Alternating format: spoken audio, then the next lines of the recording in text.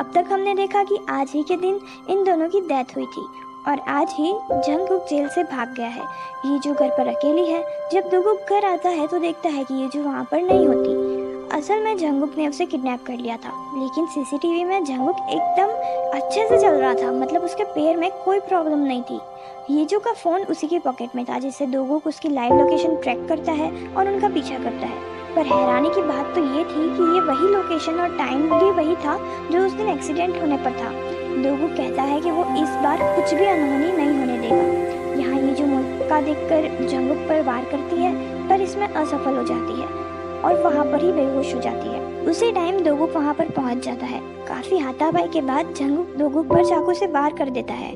वो येजू को भी मारने ही वाला होता है कि तभी दोगुक अपने दर्द को भूलकर येजू की जान को बचाता है। जंगकुक दोगुक की मार खा खा कर अधमरा होकर पड़ा होता है। तभी येजू अपनी रिस्ट पर देखती है कि वो डेट गायब हो रही है और दोगुक के हाथ से भी गायब हो चुकी, जो कहती है कि अब तक हम दोनों में से किसी की भी डेथ नहीं हुई, यानी कि हम दोनों बच गए, अब आगे कुछ भी गलत नहीं होगा। दोगुक भी हाँ कहता है और वहीं पर अनकॉन्शियस हो जाता है। उसे हॉस्पिटल ले जाया जाता है, जहाँ पर डॉक्टर्स कहते हैं कि उसकी सर्जरी सक्सेसफुल हुई है, पर खून ज़्यादा बह जाने की वजह से उसे अभी तक होश नहीं आया है। यहाँ जंगकुक को फिर से जेल हो जाती है और उसके पापा उससे मिलने के लिए आते हैं और कहते हैं कि उसने जो कुछ भी किया वो माफ़ी के बिल्कुल भी लायक नहीं था और इसका पैर कब से ठीक हो गया। जंगकुक कहता है कि उसने एक सर्जरी करवाई थी, तब से उसका पेट ठीक है, लेकिन उसे ये सब नाटक करना पड़ा ताकि वो घर वालों से थोड़ी सी सिंपैथी गेन कर सके, वरना कोई भी घर में उस दोगुक और उसकी माँ के अलावा उसे पूछता भी कहाँ था।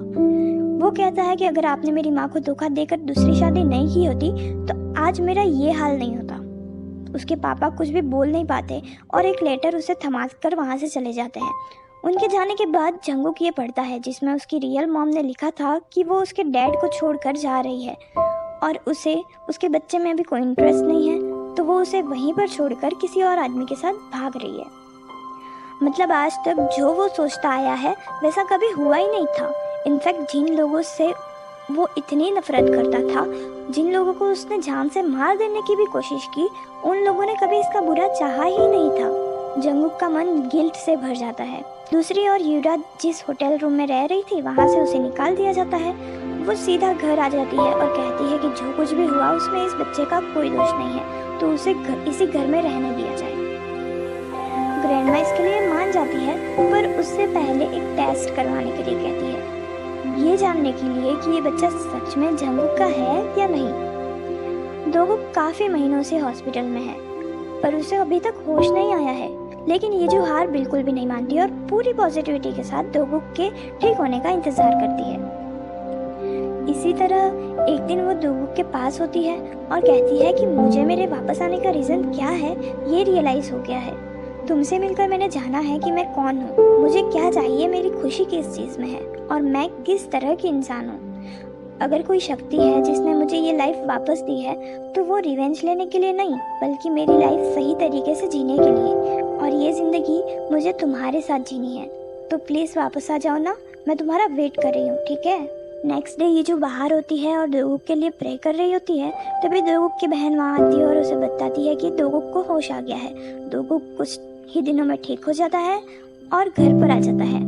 दोगुक कहता है कि इन सब ने जो किया सो किया, अब हम इन सब को भूलकर एक नई शुरुआत करते हैं। सेयुक ने भी एक नई लड़की पटा ली थी और वो उसे लंच पर लेकर आया था। ये शांति से खा ही रहे होते हैं कि तभी वहाँ पर आ जाता है तूफान, आई मीन यूरा। वो क्लेम करती है कि ये बच्चा सेयुक का है। दादी ने जो रिपोर्ट्स करवाई थी उसके मुताबिक ये जंगकुक का बच्चा था ही नहीं, और जंगकुक के अलावा ये बच्चा सेयुक का ही हो सकता है। वो लड़की तो पतली गली से निकल लेती है और सेयुक सिर पकड़कर बैठ जाता है। यूरा अपनी माँ के पास जाती है कुछ पैसे मांगने के लिए। उसे लगा था कि उसकी माँ ने कहीं ना कहीं तो कुछ पैसे छुपा के ही रखे होंगे, पर उसकी माँ तो एकदम कंगाल हो गई थी। ये सुनकर यूरा वहाँ से जाने लगती है और कहती है कि अब आप मेरे कुछ भी काम की नहीं है, तो जेल से निकलने के बाद मेरे पास तो बिल्कुल भी मत आना। उसकी माँ जो हर वक्त यूरा यूरा यूरा करती थी, आज वही यूरा फिर से उसे अकेला छोड़कर चली गई। ये जो और दोगुक ऑफिशियली मैरिज रजिस्टर करते हैं और वो उस जगह पर जाते हैं जहाँ पर वो पहली बार मिले थे। वहाँ जाकर दोगुक यीजू को एक प्रॉपर शादी के लिए प्रपोज करता है। आफ्टर सम टाइम ये दोनों ब्लेस होते हैं एक बेबी के साथ और यीजू इन तीनों की पेंटिंग बनाती है, अपनी रियल फैमिली की पेंटिंग जो उसे बहुत प्यार करती है। और ये है उसकी परफेक्ट मैरिज। यहीं पर ये ड्रामा खत्म होता है। तो बताओ हमने क्या सीखा? किसी से भी बिना उसकी सिचुएशन जाने नफरत मत करो, और नफरत है भी तो इस हद तक मत गिरना कि वो चीज़ जब लौट कर तुम्हारे पास आए तो तुम उसे सह ना पाओ, क्योंकि कर्मा लौट कर ज़रूर आता है। अगर अपनी फैमिली और अपने पार्टनर से प्यार करते हो तो अनकंडीशनल करो, और अगर जीना है तो अपने लिए भी थोड़ा सा जियो और खुल के जियो, क्योंकि ड्रामा में तो मिल गई लेकिन असल में ये ज़िंदगी मिलेगी ना दोबारा, समझे?